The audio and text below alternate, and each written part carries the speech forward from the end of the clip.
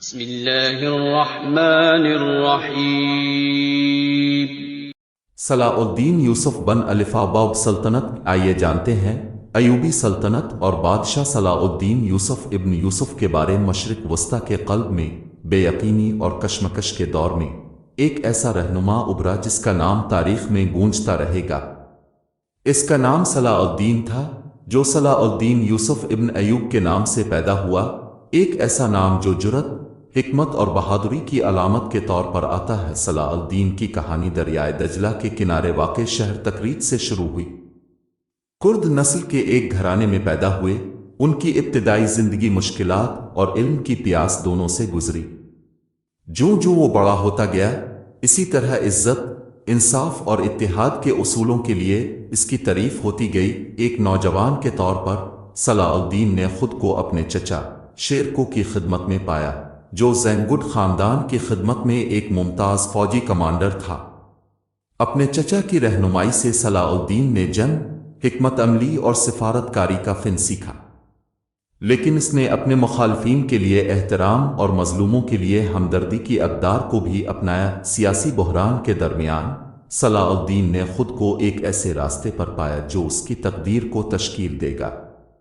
اپنے چچا کی موت کے بعد اس نے ایک کمانڈر کے طور پر اپنے جوتوں میں قدم رکھا، اپنی افواج کو فتوحات کی طرف لے گئے اور پورے خطے میں اتحاد قائم کیا۔ لیکن یہ اس وقت تک نہیں تھا جب تک اس نے مصر پر قبضہ نہیں کیا تھا کہ اس کا حقیقی کردار سامنے آ گیا۔ صلاح الدین کو وراثت میں تقسیم شدہ زمین ملی، جس میں اندرونی جھگڑے اور بدعنوانی ایوبی خاندان سے دوچار تھی۔ پھر بھی وہ اپنے لوگوں کے اتحاد اور وقار کو بحال کرنے کے لیے پرعزم تھا۔ انہوں نے عام لوگوں پر بوجھ ڈالنے والے ظالمانہ نظاموں کو ختم کیا اور ان کی جگہ انصاف اور مساوات پر مبنی پالیسیاں لائیں۔ اپنی رعایا کی فلاح و بہبود کے لیے ان کی وابستگی نے انہیں مسلمانوں اور غیر مسلموں دونوں کی محبت اور وفاداری حاصل کی۔ صلاح الدین کا نام ان صلیبیوں کے خلاف ان کی مہمات کا مترادف بن گیا جنہوں نے مقدس سرزمین میں اپنی موجودگی قائم کی تھی۔ اس نے نہ صرف فوجی صلاحیت کا مظاہرہ کیا بلکہ عزت کے احساس کا بھی مظاہرہ کیا جو اس زمانے میں نایاب تھا۔ جب اس نے 1187 میں یروشلم پر دوبارہ قبضہ کیا تو اس نے شکست خوردہ صلیبیوں کے لیے نرمی اور رحم کا مظاہرہ کیا، جو اس ظلم کے بالکل برعکس ہے جس میں پچھلی فتوحات کی خصوصیت تھی۔ اس کی بہادری میدان جنگ سے بھی آگے بڑھ گئی۔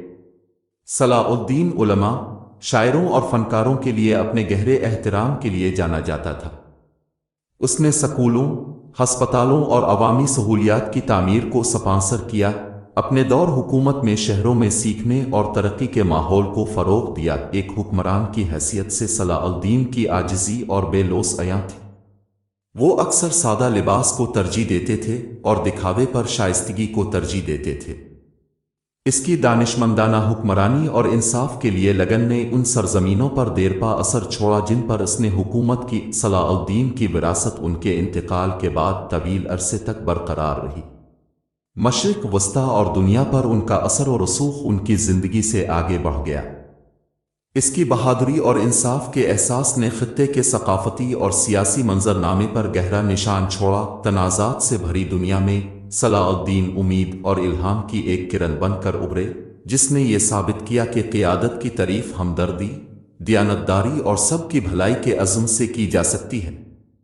اس کا نام حکمت اور عزت کی پائیدار طاقت کا ثبوت ہے، جو ہمیں یاد دلاتا ہے کہ تاریک ترین وقتوں میں بھی انصاف کی روشنی غالب آ سکتی ہے۔ ایوبی سلطنت موجودہ مصر، شام، عراق، اردن، لبنان پر مشتمل ہے۔